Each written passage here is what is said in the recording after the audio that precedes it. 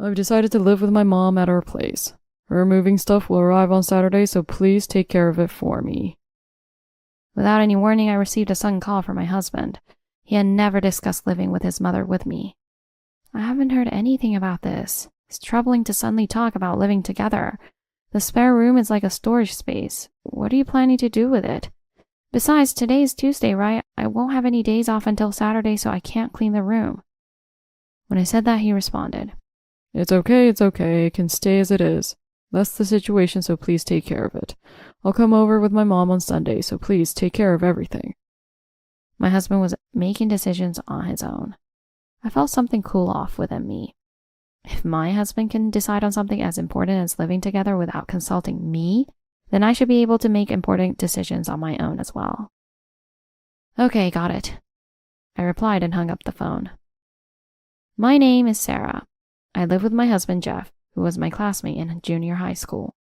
After graduating from college, I worked in sales at an IT company. I had lost my father to illness when I was young and lived with my mother ever since.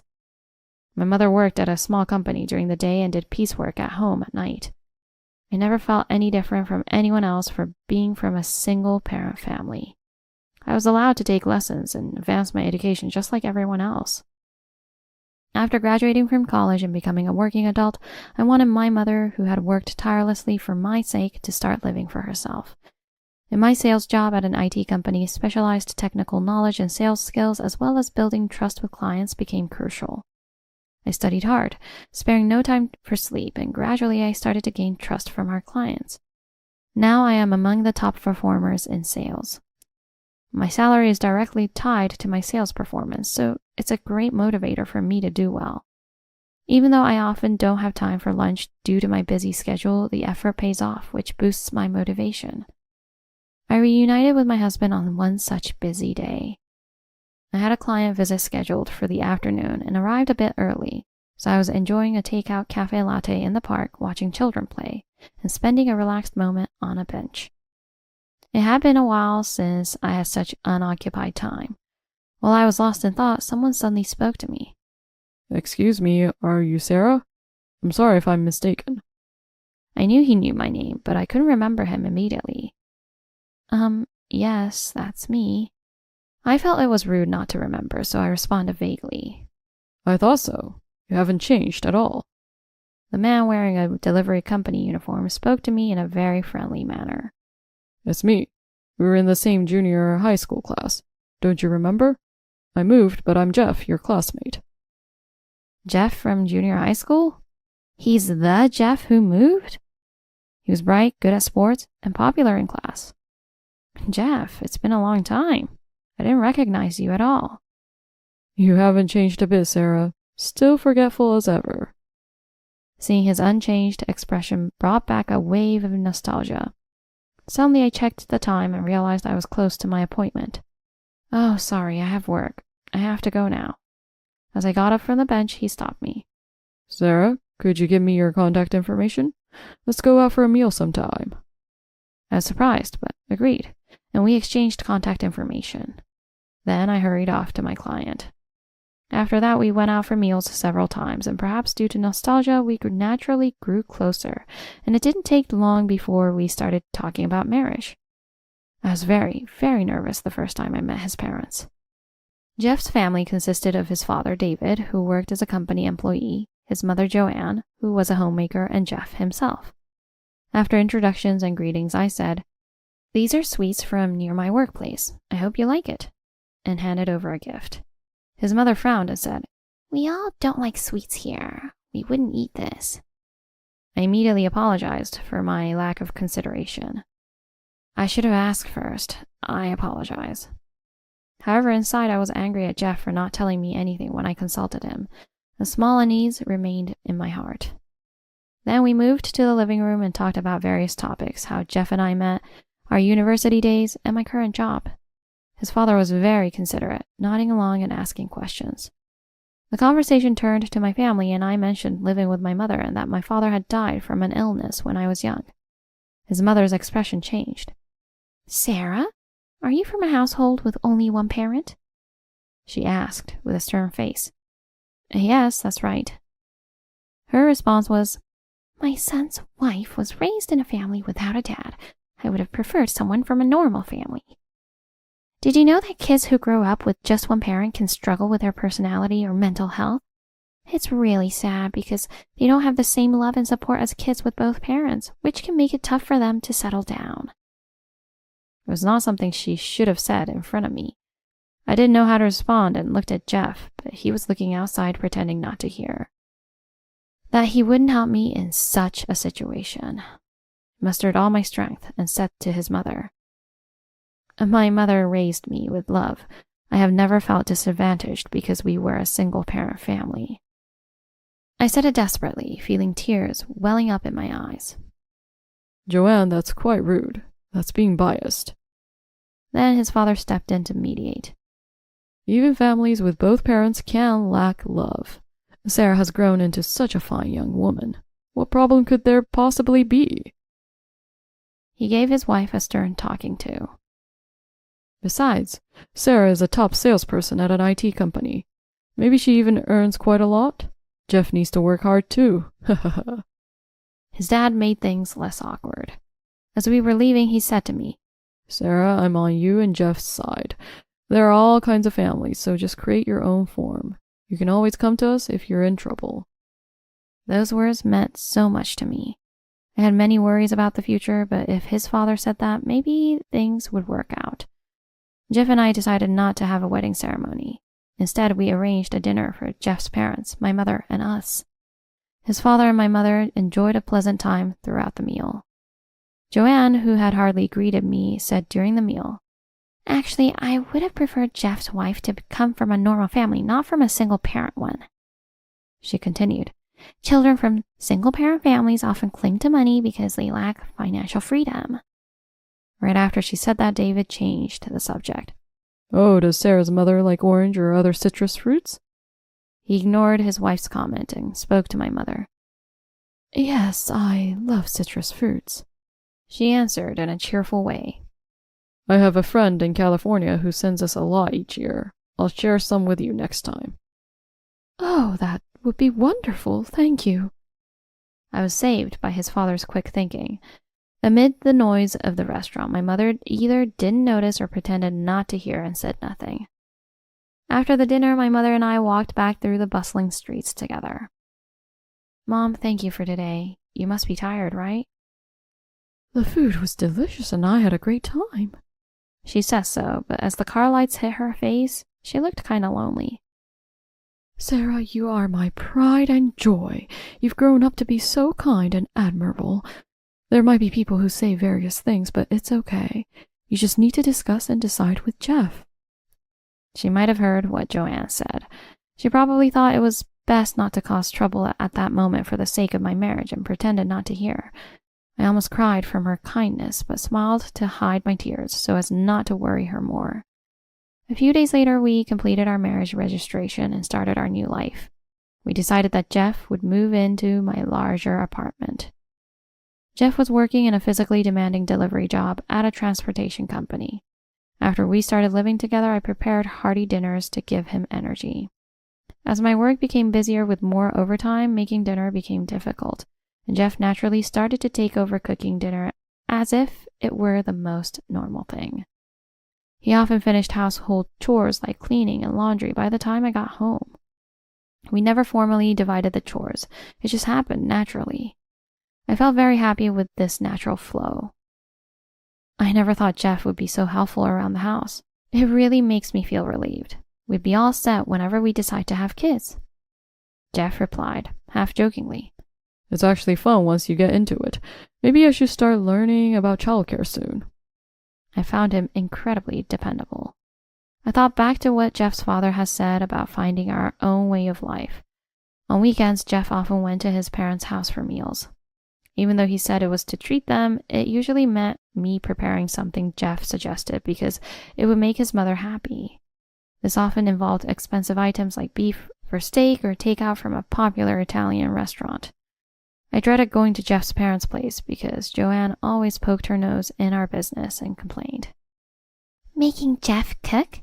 You don't know how to respect your husband because you only had your mother?" Or, Jeff does the laundry too? I can't believe you let him wash even your underwear. It must be because you're from a single-parent family and lack common decency. Are you that desperate for money? Such comments were thrown at me freely, but David always stood up for me. No, you shouldn't say things like that. You've never worked, have you? Working involves a lot of stress and consideration, especially in the IT industry, which is always evolving with new technologies and products. Sarah is working hard. We're eating such good meat thanks to her, right, Jeff? It wouldn't be the same with just you. He always managed to lighten the mood. By the time we went home, I felt happier. But then the unexpected happened. While preparing for work one day, we received the news of David's passing. Jeff, who answered the phone, was pale and at a loss for words. I was in shock and disbelief. I regretted not being able to repay David for his kindness and realized I would no longer see his smiling face. Tears came out of nowhere and I couldn't stop them. After the funeral, worried about Joanne, who was now living alone, Jeff started visiting his parents' house more frequently. I joined him sometimes, but the constant criticisms about being from a single-parent family made my visits less frequent. On the other hand, Jeff began stopping by his parents' house after work and not coming home some days. On the rare occasions he did come home without notice, I hadn't prepared dinner. Influenced by his mother, he started mocking me for being raised by a single parent, saying things like, "No dinner for your husband who's home after a long time? I guess this is what it means to be raised by a single parent. Now I understand what Mom meant."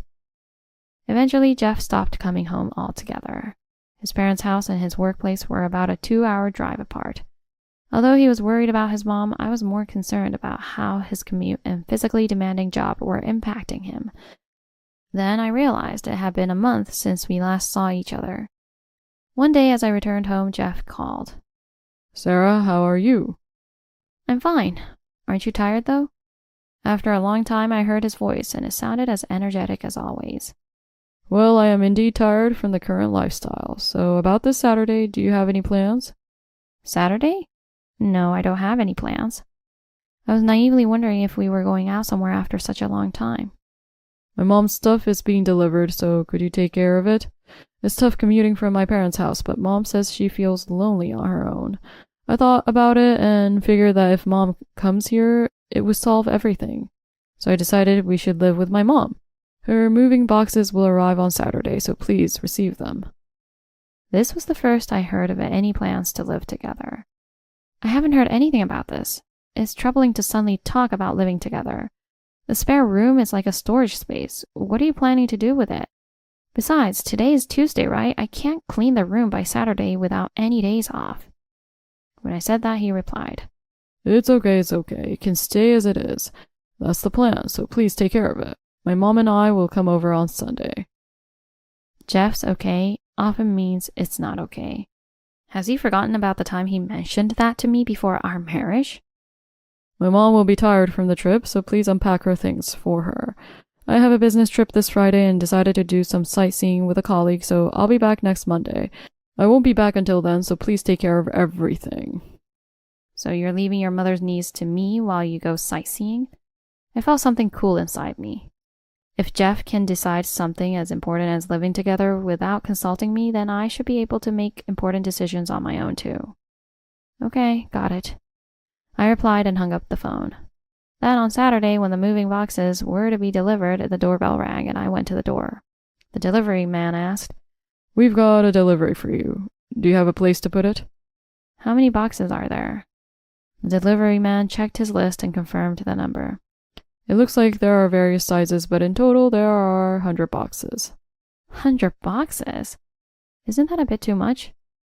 Well, it doesn't matter anymore. Yes, that's fine. Just put them anywhere you find space. After 2 delivery men managed to bring in all 100 boxes, I left the apartment. As I was walking, Jeff called me. "Sarah, did my mom's stuff arrive?" "Yeah, all 100 boxes. I had them brought inside." This is really irritating. He's always all about his mom. He's such a mama's boy. 100 boxes? Mom sure has a lot of stuff. Please unpack them for me. When Mom arrives tomorrow, I want her to be able to relax immediately. Make sure everything is ready for her." Why do I have to do it? Sorry, Jeff. I moved out. What? He seemed not to understand. So I can't do the unpacking or anything else anymore. What? What's my mom supposed to do then? She's old and can't do it all by herself. Do you think it's okay to do something so selfish? You can't even consider your husband's family because you're from a single-parent family, can't you? His condescending tone started again, always bringing up being from a single-parent family. When did he become like this? You were the one who decided on your own that your mom should move here, right? So I decided on my own to move out.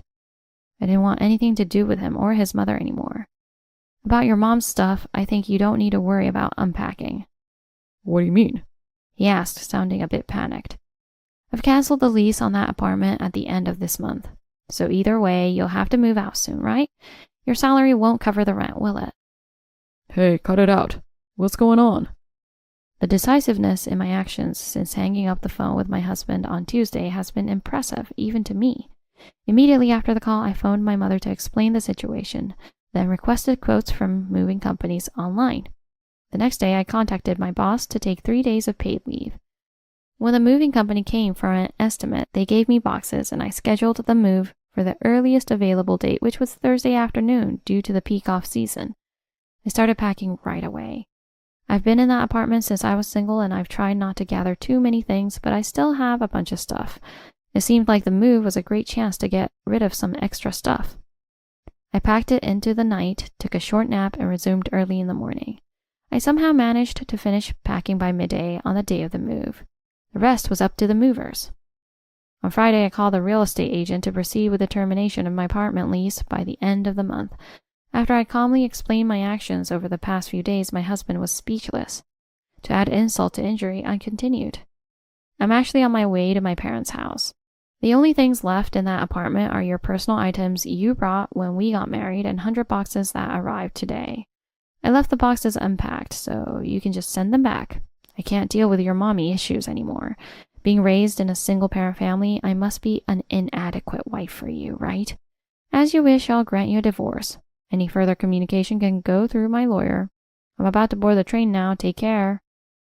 Over the phone, my husband was shouting something, but I ignored it and hung up. Safely arriving at my mother's house, she welcomed me with a warm smile. The next day, enjoying a late breakfast with my mother, the doorbell rang. With a sinking feeling, I answered it to find my husband pleading through the door. Sarah, we were wrong. Please just hear us out. Jeff was pounding on the door with such urgency that ignoring him might disturb the neighbors. Reluctantly, I opened the door, and there stood Jeff and his mother. Upon seeing me, his mother immediately started apologizing. Sarah, I'm so sorry for everything. As your mother-in-law, I'm begging you here, apologizing. Please don't talk about divorce. Following his mother's lead, Jeff also knelt down. Without you, Sarah, we're finished. Please give us another chance. Looking down at the two of them with a cold gaze, I said, no matter how much you apologize now, my decision won't change. After all the hurtful things said because I was raised by a single parent, you're just upset about losing my income, aren't you? I have nothing more to discuss with you. Please, leave. I stood my ground and said what I had to say, but they didn't budge an inch. If you keep hanging around here, I'm gonna have to call the cops. They scrambled away at the mention of the police. Not long after, our divorce was finalized. According to my lawyer, my ex-husband had angered his supervisor during training and was fired from his long-time part-time job. He made some mean comments about single-parent households without realizing his boss was a widower. With no job, he's been stalling on the divorce, but the possibility of a lawsuit pushed him to finally say yes. Joanne is apparently eager to find a proper family girl for her son, but a jobless man insisting on living with his mother is unlikely to attract many women. The story of our divorce has spread through my former in-laws' neighborhood, leaving them to live quietly and somewhat shamefully. Meanwhile, I've been focusing on my career while living with my mother, who I've worried greatly through this ordeal. Going forward, I want to take care of her. There's also another person I care deeply for, my ex-father-in-law, David. Every year on his death anniversary, I visit his grave with his favorite coffee, finding the surrounding area neglected by Jeff and Joanne. It's likely that they're too caught up in their own lives to care about it. So I clean around his grave, offer the coffee, and say a prayer quietly.